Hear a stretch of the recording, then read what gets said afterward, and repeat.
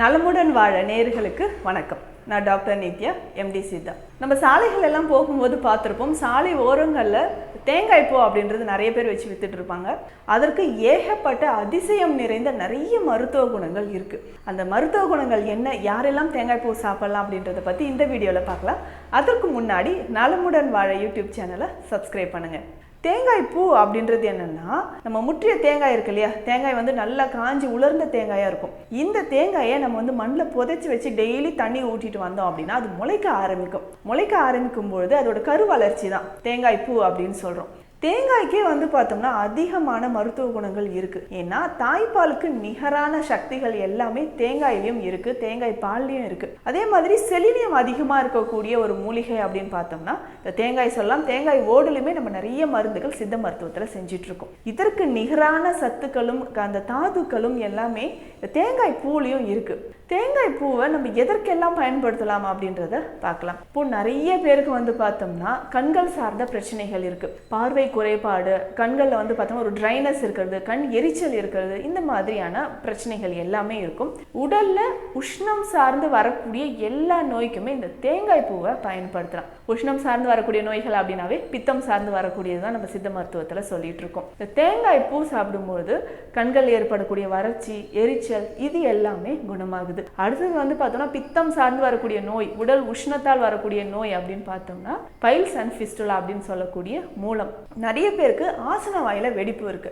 Fisher's அப்படின்னு சொல்லுவோம், ஆனல் Fisher அப்படின்னு சொல்லுவோம், ஃபிஸ்டுலா அப்படின்னு சொல்லக்கூடிய பௌத்திரம். இதற்கும் மலவாயில் ஏற்படக்கூடிய புற்றுநோய், ஏனோரெக்டல் கேன்சர் அப்படின்னு சொல்லுவோம். இந்த கேன்சர் சார்ந்து வரக்கூடிய நோய்களுக்குமே இந்த தேங்காய் பூ அப்படின்றது ஒரு மிக சிறந்த உணவு அப்படின்னே சொல்லலாம். தினமுமே ஒரு தேங்காய் பூ அளவுக்கு நம்ம சாப்பிட்டுட்டு வந்து இந்த மாதிரி நோயினால் பாதிக்கப்பட்டவர்கள் தினமுமே ஒரு தேங்காய் பூவை சாப்பிட்டுட்டு வரலாம். அடுத்தது கடுமையான அல்சர் இருக்கு அப்படின்னு சொல்றவங்க, வயிற்று பகுதியில் புண்ணு இருக்கு அப்படின்னாவே தேங்காய் பால், ஏலக்காய் சேர்த்து நம்ம குடிச்சிட்டு வந்தாவே நல்ல பலன் தரும். ஆனா அதற்கூடவே தேங்காய் பூவும் நம்ம சாப்பிட்டுட்டு வரலாம்.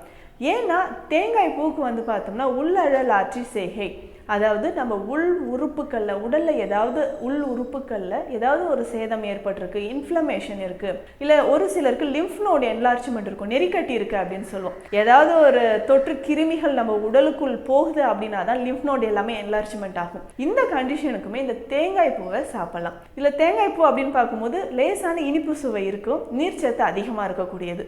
குழந்தைகளுக்கு வந்து நம்ம என்னென்னவோ ஸ்நாக்ஸ் எல்லாம் வாங்கி கொடுக்குறோம், அதற்கு பதிலாக இந்த தேங்காய் பூவை குழந்தைகளுக்கு வாங்கி கொடுக்கலாம். ஏன் நான் குழந்தைகளுக்கு கண்டிப்பாக இதை சாப்பிடணும்னு சொல்கிறேன்னா, நிறைய குழந்தைகளுக்கு தொண்டை பகுதியில் இந்த டான்சில் இருக்குது இல்லைங்களா, டான்சில் இன்ஃப்ளமேஷன் ஆகி டான்சிலைட்டிஸ் அப்படின்ற கண்டிஷன், உள்நாக்கு அழற்சி அப்படின்றது ஏற்படுது. சர்ஜரி பண்ணி அதை ரிமூவ் பண்ணுங்க அப்படின்னு சொல்லுவாங்க. இந்த உள்நாக்கு அழற்சிக்கு தேங்காய் பூவை தினமுமே குழந்தைகளுக்கு கொடுக்கலாம். தேங்காய் பூவோடு பூண்டு சேர்த்து அரைக்கணும். மிக்சிலே நம்ம அரைச்சிக்கலாம். ஒரு 4-5 பல் பூண்டு சேர்த்து தேங்காய் பூவும் அதோட சேர்த்து ஒரு பாதி அளவு தேங்காய் பூ இதோட சேர்த்து மிக்சியில் பேஸ்ட் மாதிரி அரைச்சிட்டு இந்த டான்சிலைட்டிஸ், அதாவது தொண்டை பகுதியில் இன்ஃபெக்ஷன் இருக்குன்னும் பொழுது அதை தடவிட்டு வரலாம். ஒரு நாளைக்கு 3-4 முறை வரைக்கும் இதை அப்ளை பண்ணிகிட்டே வந்தோம் அப்படின்னா இன்ஃப்ளமேஷன் இருக்கக்கூடிய அந்த டான்சில் பகுதி எல்லாமே குறைஞ்சி டான்சிலைட்டிஸ் அப்படின்ற பிரச்சனைக்கு சர்ஜரி இல்லாமல் இதற்கான ஒரு முழு சிகிச்சையாக இது இருக்கும்.